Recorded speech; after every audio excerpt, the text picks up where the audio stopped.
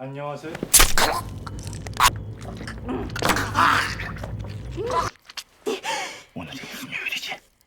Dan hai, siapa yang tahu kalau gadis paling jahat justru punya wajah yang paling cantik? Kadang di balik senyuman manis itu tersimpan niat jahat yang bahkan iblis pun bakalan iri. Mereka gak datang bawa senjata, tapi cukup dengan kata-kata manis buat bikin lo jatuh dan hancur. Karena terkadang cinta bukan soal perasaan, tapi tentang permainan.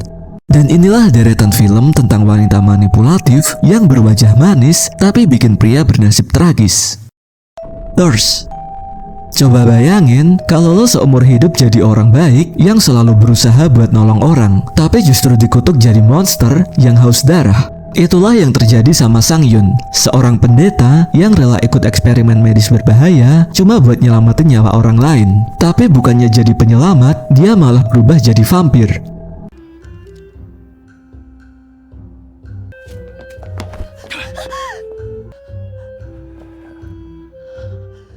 Jadi film ini dimulai waktu Sang Yun jadi relawan buat uji coba vaksin penyakit mematikan. Awalnya semua baik-baik aja, tapi mendadak dia justru malah sakit dan meninggal. Tapi kemudian bisa hidup lagi, dan sejak saat itu dia mulai ngerasa haus darah. Bukan cuma haus secara fisik, tapi juga haus akan hasrat dan dosa. Hal yang selama ini dia tolak karena statusnya sebagai pendeta. Di tengah kebingungannya, Sang Yun lalu ketemu Taiju, istri dari sahabat lamanya. Cewek ini hidup kayak tahanan, terjebak di pernikahan tanpa cinta, disiksa mertua, dan dikekang kebebasannya.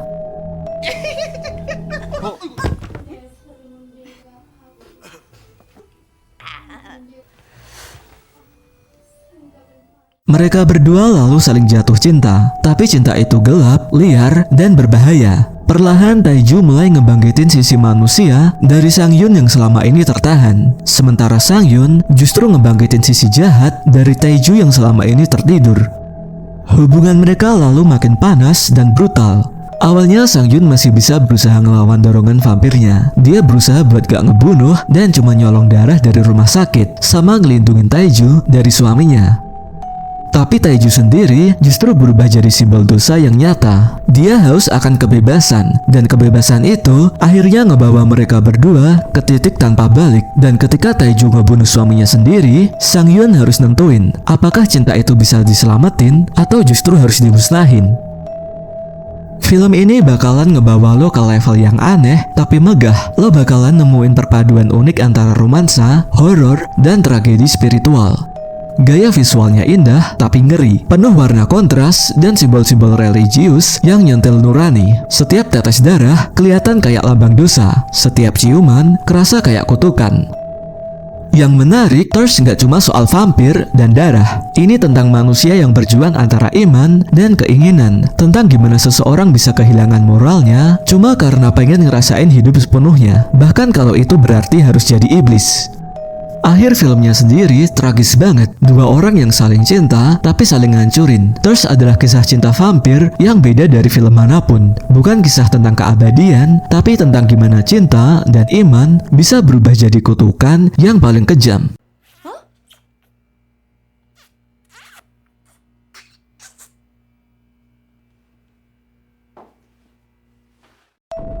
Selanjutnya ada Gone Girl.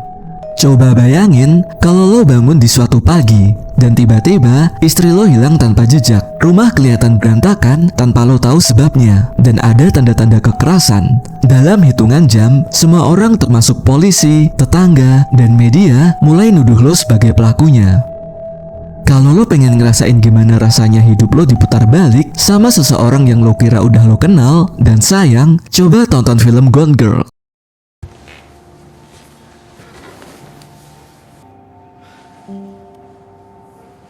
My parents' publisher dropped them and they're in debt up to their ears. Jadi film ini berawal dari pasangan suami istri, yaitu Nick dan Amy. Pasangan yang dari luar kelihatan sempurna, rumahnya rapi, hidupnya nyaman, dan pernikahan mereka tampak bahagia. Tapi semua itu ternyata cuma luarnya aja.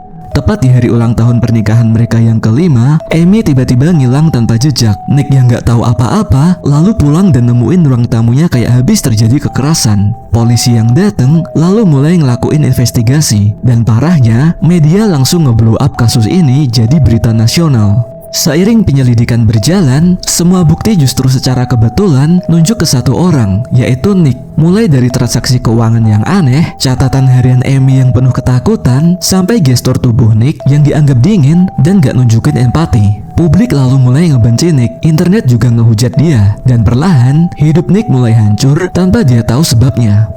Tapi yang ngebikin film ini gila adalah ini bukan sekedar kasus orang hilang biasa. Amy bukan perempuan biasa. Di balik senyuman manisnya, dia punya kecerdasan, manipulasi, dan dendam yang levelnya di luar nalar.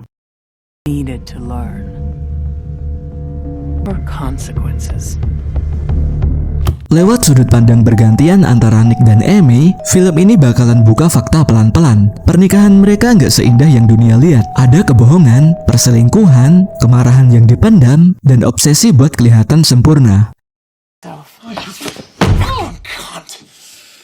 Gone Girl itu kayak ngelihat dua orang yang saling mencintai, tapi juga saling ngehancurin dengan cara yang paling kejam. Penuh manipulasi psikologis, konflik moral, dan momen-momen yang bikin lo mikir, sebenarnya siapa yang jadi korban di dalam hubungan ini? Film ini gelap, elegan, penuh twist yang gak terduga, dan dialognya bagus banget. Lo bakal duduk sambil nahan nafas, karena di dalam dunia Gone Girl, yang paling serem bukan pembunuh, bukan hantu, tapi justru pasangan lo sendiri.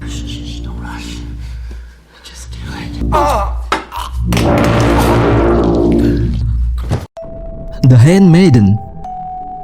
Coba bayangin kalau lo terjebak di antara cinta, tipu daya, dan ambisi. Ketika semua yang lo rasain, entah itu kasih sayang, gairah, atau kepercayaan, bisa jadi cuma bagian dari rencana besar buat menipu lo habis-habisan. Kalau lo pengen ngerasain gimana rasanya cinta yang manis tapi beracun, lo wajib nonton The Handmaiden. 한 사람을 사랑한다고 해도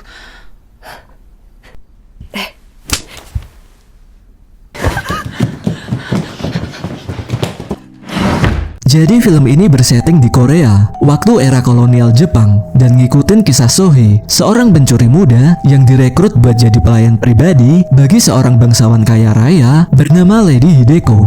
Tapi ternyata semua itu cuma kedok. Karena sebenarnya Sohee udah disewa sama Fujiwara, seorang penipu licik yang juga punya rencana busuk. Dia mau menikahi Lady Hideko buat mencuri semua hartanya, lalu ngebuangnya ke rumah sakit jiwa. Dan tugas Sohee cuma satu, yaitu bikin Lady Hideko jatuh cinta padanya. Awalnya semua berjalan sesuai rencana. Sohee mulai bekerja di rumah megah yang dingin dan misterius, tempat di mana setiap suara langkah kaki bisa terdengar seperti rahasia yang berbisik. Dia lalu mulai ngedekatin Lady Hideko, melayaninya, menemaninya membaca, dan mendengarkan kisah masa lalunya yang gelap. Tapi makin lama, sesuatu justru berubah. Sohee mulai ngerasa kasihan, bahkan beneran jatuh cinta padanya. Yang dia nggak tahu, ternyata Hideko juga punya rencana sendiri. Rencana yang jauh lebih rumit dan berbahaya dari yang pernah Sohee bayangin. Karena di balik wajah lembut Lady Hideko, tersembunyi luka masa lalu yang kelam banget dari kehidupan yang dikendaliin oleh pamannya yang gila, yang memaksanya ngebaca kisah erotis di depan tamu-tamu aneh cuma demi uang dan kesenangan. Hubungan mereka yang awalnya penuh manipulasi berubah jadi gairah yang intens dan tulus. Tapi di dalam dunia di mana setiap orang punya motif tersembunyi, cinta mereka malah jadi senjata paling kuat sekaligus paling berbahaya. Dan pada akhirnya, cuma satu hal yang pasti, dalam permainan tipu daya ini, siapa yang berhasil membohongi siapa?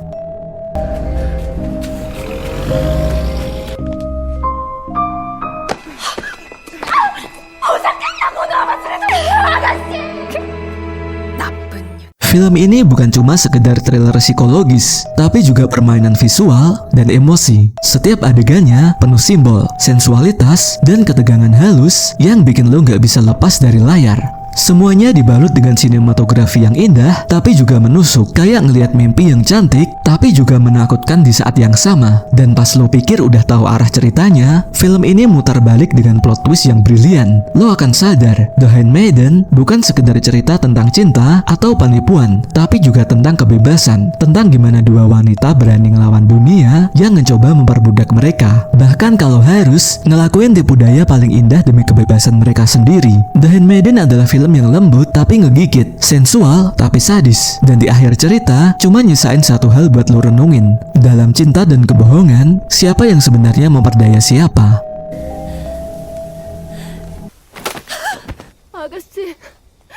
잘못했어요.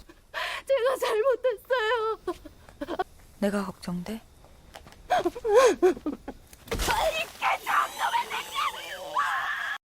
Selanjutnya ada The World of Kanako. Coba bayangin kalau lo punya anak perempuan yang selama ini lo kira sempurna. Dia cantik, pintar, dan disayang sama semua orang. Tapi suatu hari, dia hilang tanpa jejak. Dan pas lo mulai nyari kebenarannya, lo malah nemuin sesuatu yang jauh lebih kelam dari yang pernah lo bayangin. Kalau lo pengen ngerasain gimana rasanya jadi ayah yang kehilangan, terjebak antara cinta, kebencian, dan kegilaan, The World of Kanako bakal bikin lo ngerasa sesak dari awal sampai akhir. 俺が探す。無理。だってあなたなんかに。落ち着けってバカ！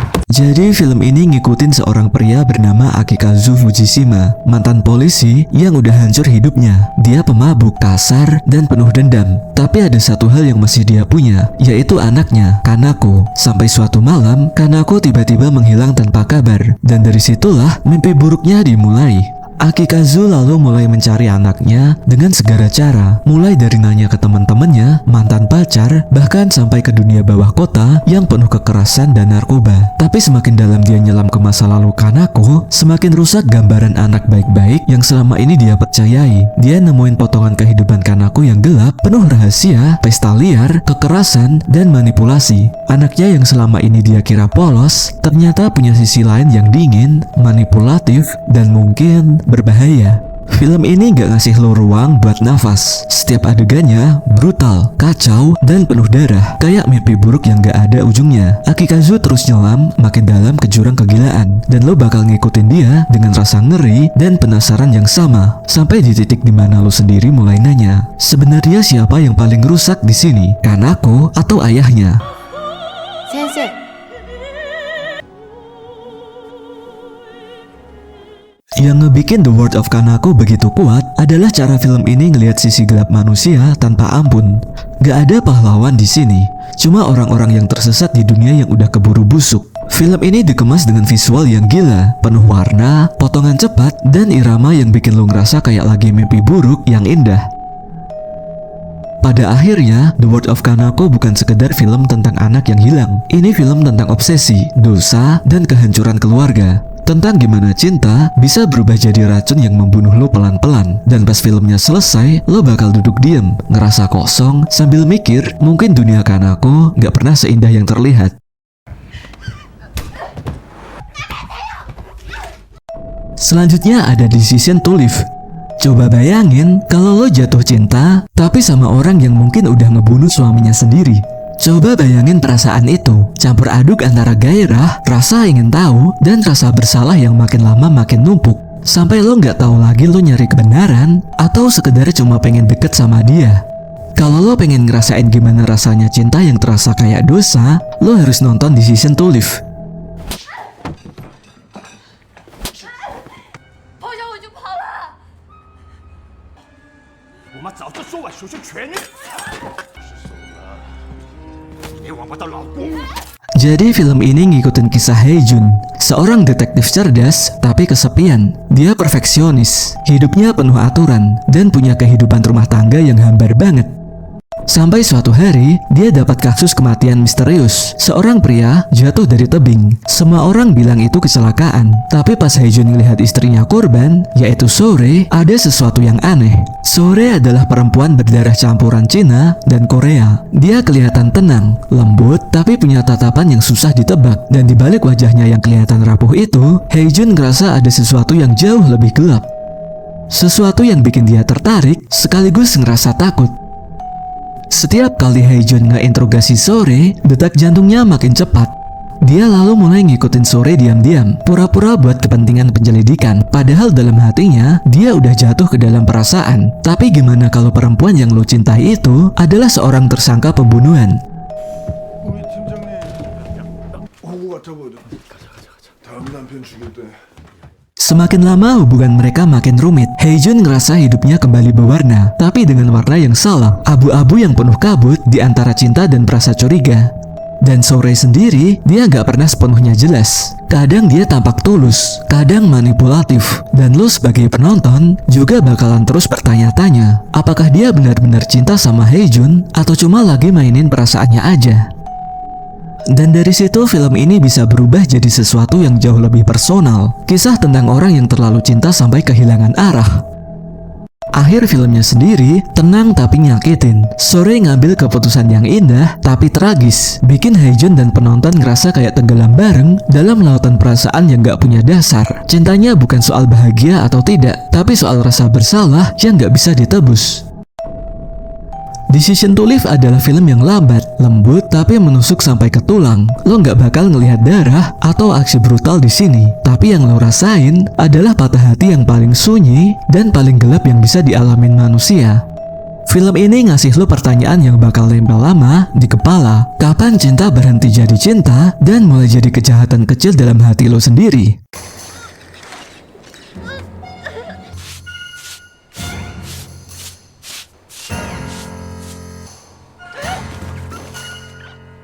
Selanjutnya ada The Puppet. Coba bayangin kalau lo punya mimpi yang kelihatan terlalu nyata, sampai lo nggak tahu mana yang beneran hidup, mana yang cuma bayangan dari otak lo yang rusak. Dan di balik mimpi itu ada sosok perempuan yang cantik, dingin, dan entah kenapa terlalu nyata buat sekedar mimpi.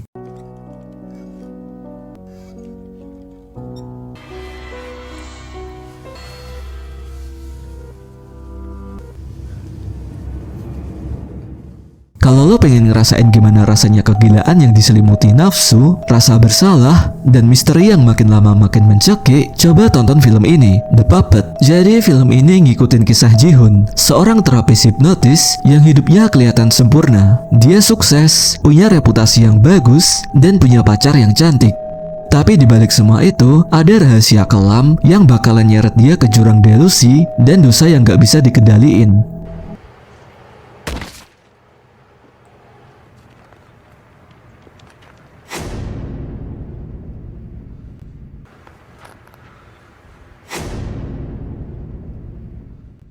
Suatu hari, seorang pasien perempuan datang ke kliniknya dengan masalah yang aneh. Dia terus dihantui sama mimpi erotis yang terlalu nyata. Dan dalam mimpi itu, selalu muncul sosok wanita yang misterius, menggoda, dan seperti hidup.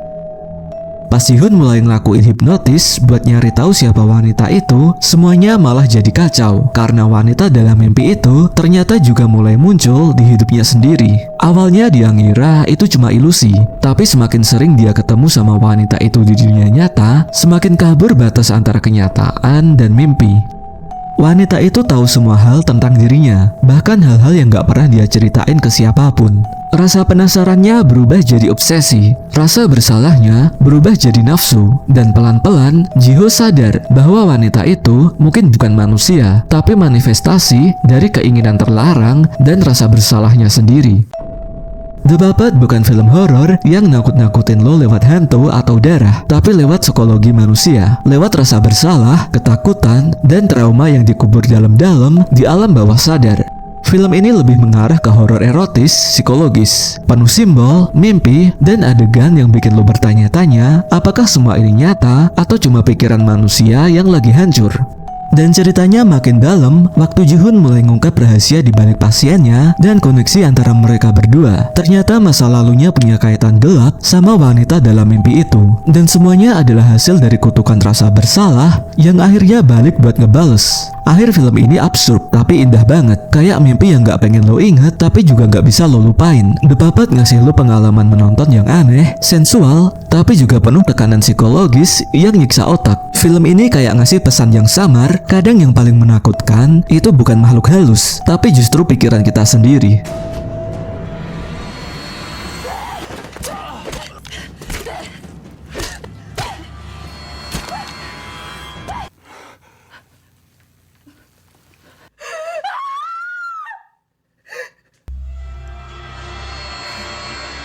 Selanjutnya ada Deception of Novelis. Coba bayangin kalau lo jadi seorang penulis sukses yang hidup tenang, punya istri yang cantik, dan karir mapan. Tapi tiba-tiba semuanya berubah gara-gara ada tetangga baru yang terlalu menggoda buat diabaikan. Kalau lo pengen ngerasain gimana rasanya terjebak di antara fantasi, kebohongan, dan hasrat yang berbahaya, lo wajib nonton Deception of the Novelist.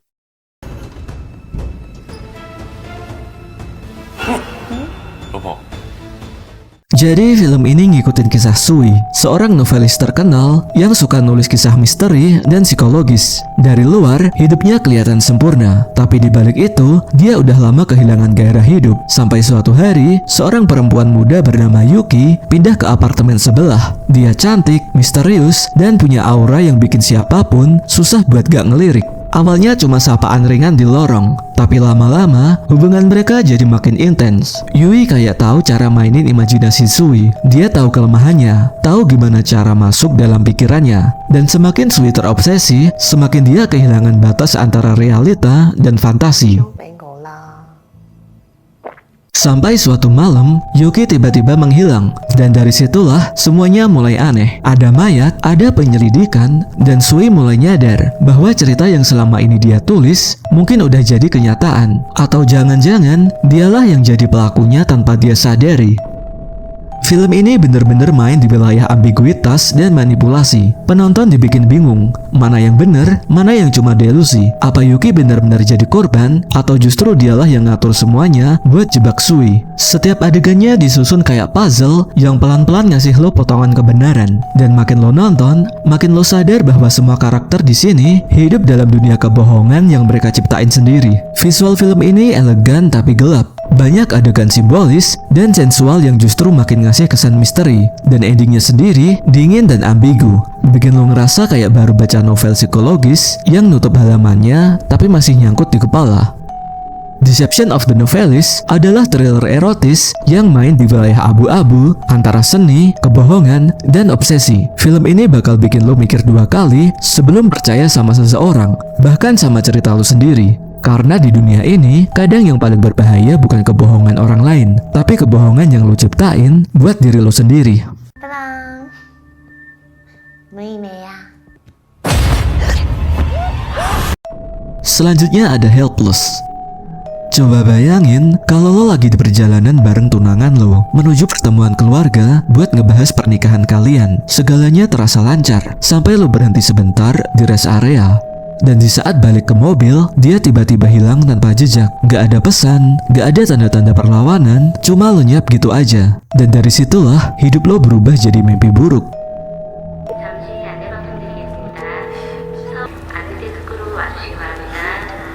Jadi itulah yang dialamin Moonho, yang hidupnya stabil dan nyaris sempurna. Tunangannya yang dia cintai, Sonyeong, mendadak hilang menjelang hari pernikahan mereka. Awalnya Moonho pikir mungkin Sonyeong cuma marah atau pergi sebentar karena stres. Tapi setelah nyari kemana-mana, dia mulai sadar perempuan yang selama ini dia cintai mungkin bukan seperti yang dia kira.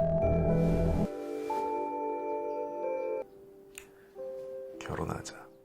Dibantu sepupunya yang juga mantan detektif, Moonho lalu mulai nyelidikin identitas Soyeon. Tapi semakin dia gali, semakin aneh semuanya. Ternyata catatan kependudukannya palsu, ijazahnya juga palsu. Bahkan nama aslinya gak bisa ditemuin. Dan yang bikin makin ngeri, ada beberapa kasus perempuan lain yang menghilang dengan pola yang sama. Semuanya punya hubungan misterius dengan masa lalu yang kelam. Film ini bukan sekedar thriller misteri biasa. Helpless punya suasana yang pelan tapi mencekam, kayak kabut yang makin lama makin nutupin jalan. Setiap informasi baru yang Moonho temui bukan ngebuka jawaban, tapi justru bikin lo makin bingung dan gelisah. Lo bakal ikut ngerasain rasa frustasi, gimana rasanya cinta berubah jadi ketakutan dan kepercayaan berubah jadi rasa curiga yang nyakitin banget.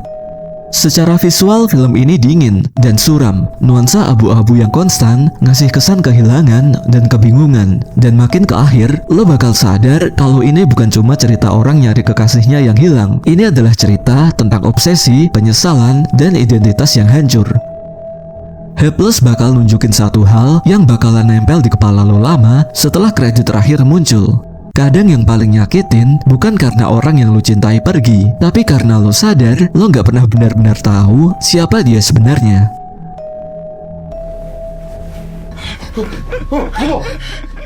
뭡니까? 반가워요. 장현순 씨 맞죠? Selanjutnya ada Careful What You Wish For. Coba bayangin Kalau lo masih muda, baru ngerasain musim panas yang tenang di pinggiran danau. Tapi semuanya berubah waktu lo jatuh cinta sama istri orang. Dia cantik, misterius, dan penuh rahasia. Tapi lo nggak sadar bahwa hubungan terlarang itu bakal jadi awal mimpi buruk yang nggak bisa lo hentiin.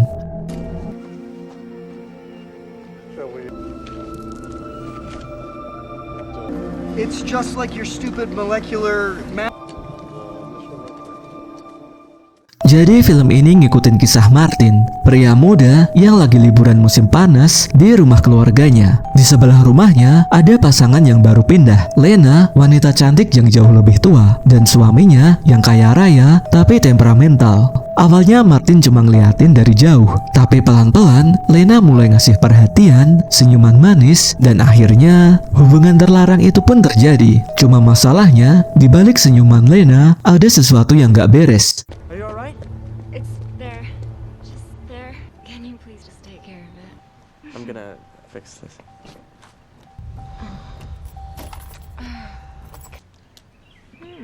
Got a lot of experience with that. Sampai suatu pagi, suami Lena ditemuin tewas. Polisi lalu mulai curiga, dan semua bukti justru mengarah ke Martin. Lo bakal ngerasain tegang banget waktu Martin mulai nyadar bahwa dia dijebak. Tapi semua udah terlambat karena cinta, nafsu, dan kebodohannya udah nyeret dia ke dalam permainan yang jauh lebih berbahaya. Film ini ngasih vibe cast thriller erotik klasik yang panas, penuh intrik, dan bikin lo ngerasa kayak lagi diajak masuk ke dalam perangkap pelan-pelan. Suasana kotanya tenang, tapi di balik itu ada tekanan yang makin lama makin berat. Kayak setiap detik lo lagi nunggu sesuatu meledak. Dan yang paling menarik, karakter Lena digambarin kayak racun yang manis. Lo tahu itu bahaya, tapi tetap gak bisa nolak buat deketin dia. Akhir filmnya juga bikin lo mikir ulang soal siapa yang benar-benar jadi korban di sini. Film ini ngasih satu pelajaran penting. Kalau lo main api sama seseorang yang lebih licik dari lo, ujung-ujungnya cuma ada dua kemungkinan. Antara lo yang terbakar, atau lo sendiri yang dibakar.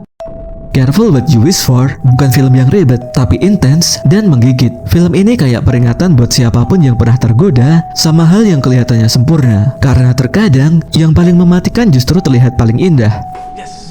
God, I'm gonna have to restock before I leave. Partner. Jadi itu tadi deretan film yang nunjukin kalau cinta bisa jadi senjata yang paling mematikan. Menurut lo, dari semua wanita di film tadi, siapa yang paling jahat? Atau jangan-jangan lo pernah nemuin seseorang kayak gitu di dunia nyata? Tulis di kolom komentar ya. Dan jangan lupa like, share, and subscribe biar lo gak ketinggalan kisah gelap lainnya. Dan sampai jumpa.